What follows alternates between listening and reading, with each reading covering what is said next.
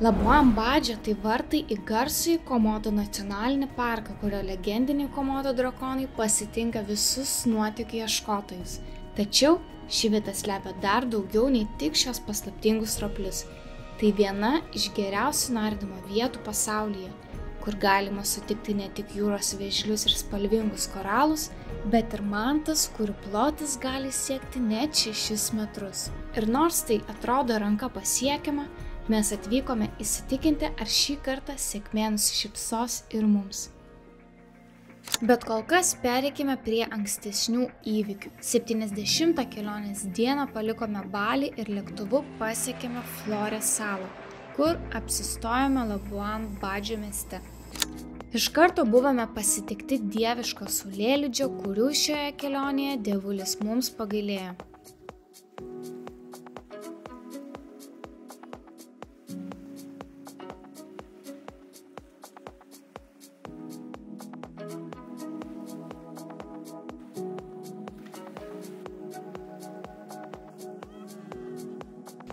Pasidžiaugę juo pavakarieniavome ir kritome į lovą, nes po kelionės daugiau nieko ir nenuveiks. Pirmas rytas, oras nuostabus, lyja, saulės nėra, bet dienos tikslas buvo nuvykti iki nardymo mokyklos ir pasitvirtinti giluminio nardymo kelionę, kuri bus už 2 dienų. Apsirėdėjome maišais ir keliavome iki miesto centro.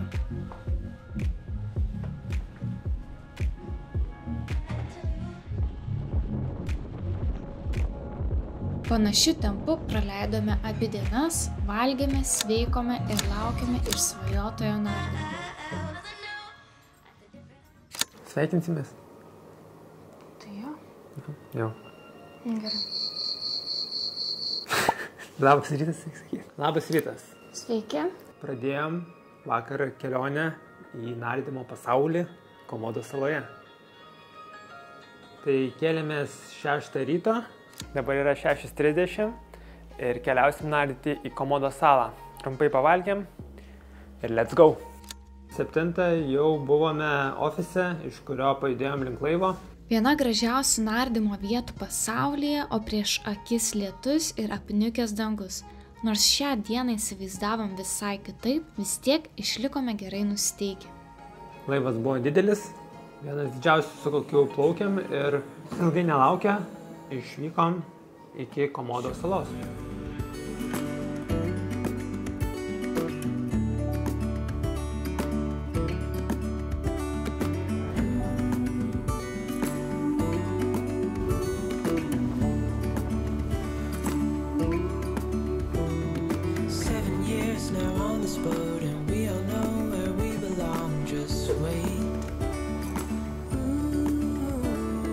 Turėjo būti 3 nardymai. Pirmajam tik įnėrus iš karto atsivėrė visiškai kitas pasaulis, kur net dabar gal sunku yra suvokti, kad toks pasaulis egzistuoja, nes koralai tai visiškai Iš kito pasaulio. Kur reiktų vaizduotę pasitelkti, kad, tarkim, sugalvotum nupiešti tokį koralą.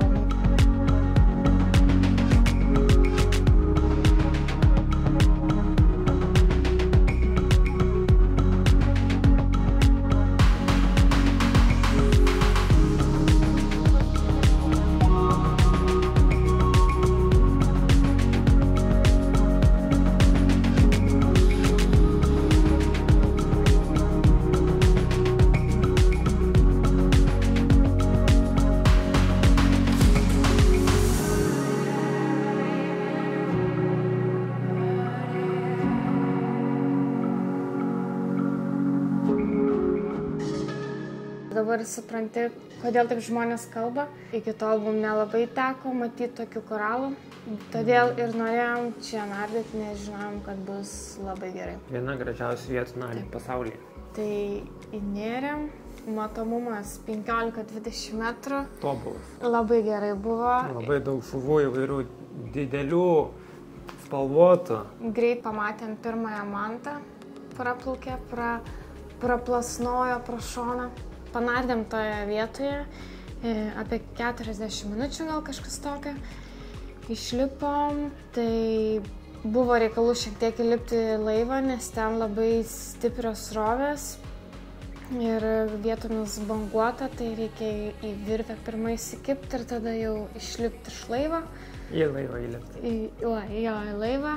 Ir paturėjom tą pertrauką ir plaukėm link kitos vietos, kuri jau buvo vadinama mantų tašku.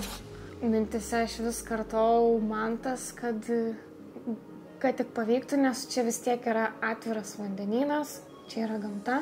Ir pirmoj nardymo vietoj matėm mantą, bet ten net neturėjom matyti mantą. Tai jau į šitą tašką varydami jau tikėjomės, kad tikrai rasim jų. Ir jų buvo labai daug. Ten yra tos vadinamosios valymosios stotelės, kada jos nusileidžia ir laukia, kada jas apvalys visokios žuvys, gyviai. Ir jos tiesiog būna, kai kurios praplaukia, o kitos tiesiog vietoje būna prisiparkavusios.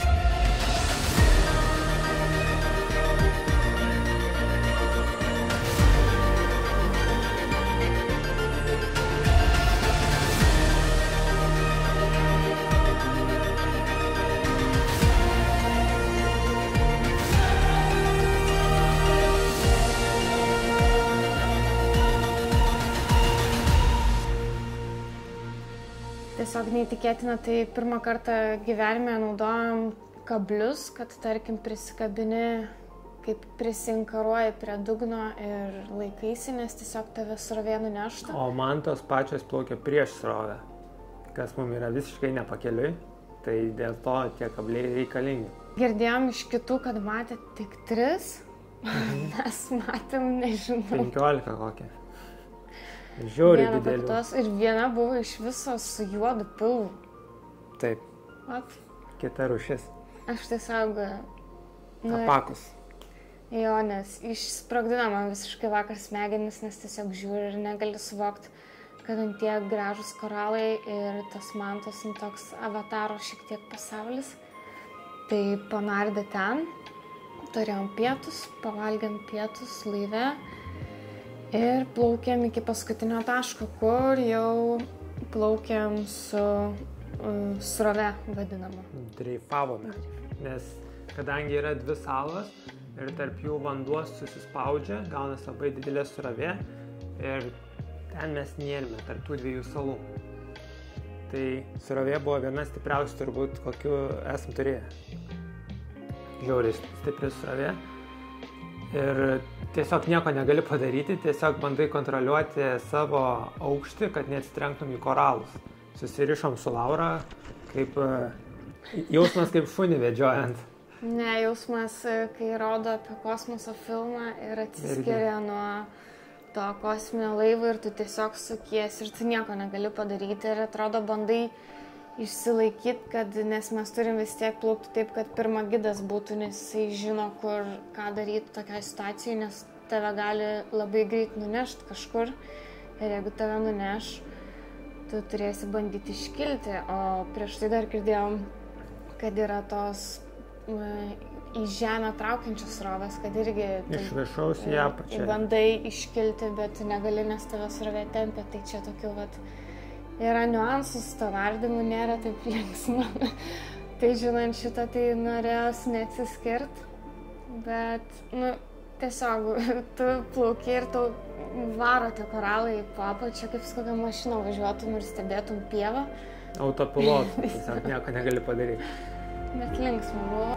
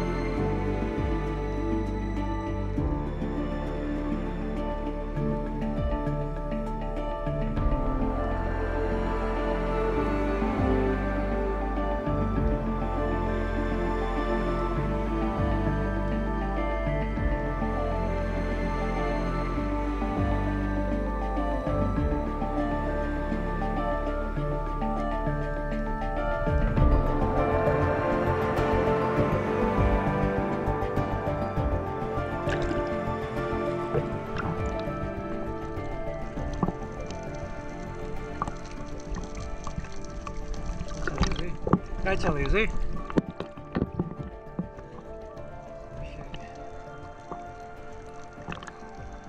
Šiaip sako, kad būna daugiausiai žuvų, kai būna stiprios srovės, bet galbūt nebuvo šis atvejis toks. Ir tiek, o tada ką iškilom ir grįžom namo, kelias valandas plaukiam dar.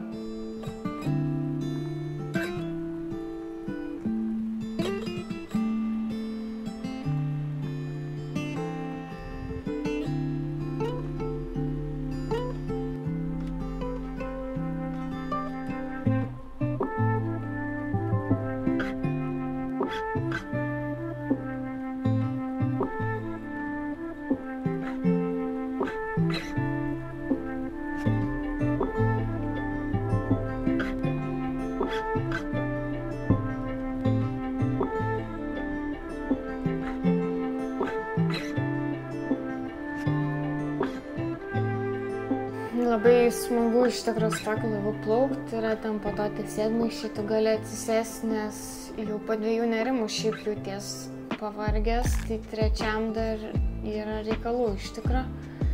Tai labai patiko. Tikrai rekomenduojam, kas būsit prie Komodos salų, panardyti.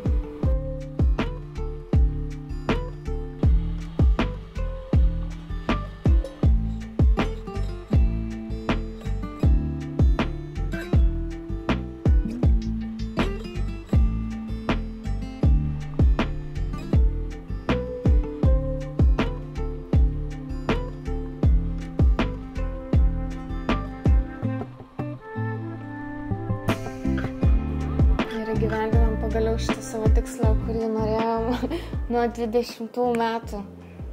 Nes atsimenu dar, kai įsilaikėm tik nardymą Tailande, sakau, jo, čia mes varysime tą Komodą nardyt, niekur neišvarė. Viskas užsidarė. Tai va, tokie įspūdžiai ir šiandien vykstam į Komodos salų turą paviršiui. Paviršiui šitą, jo, pasnorklinsim galbūt. Bet nebenardys. Pažiūrėsim, kaip mums seksis, nes orai dabar tokie... Bet saulė dabar šviečia, tai kas yra gerai, nes pastarasis kelias dienas buvo lietus mieste. Jo, ir specialiai laukiam iki pat galo, kad tik būtų geras oras, bet įdomu šis sezonas Indonezijoje, labai daug lietaus, tai tikimės geriausio ir viskas. Laukite. Tesnio.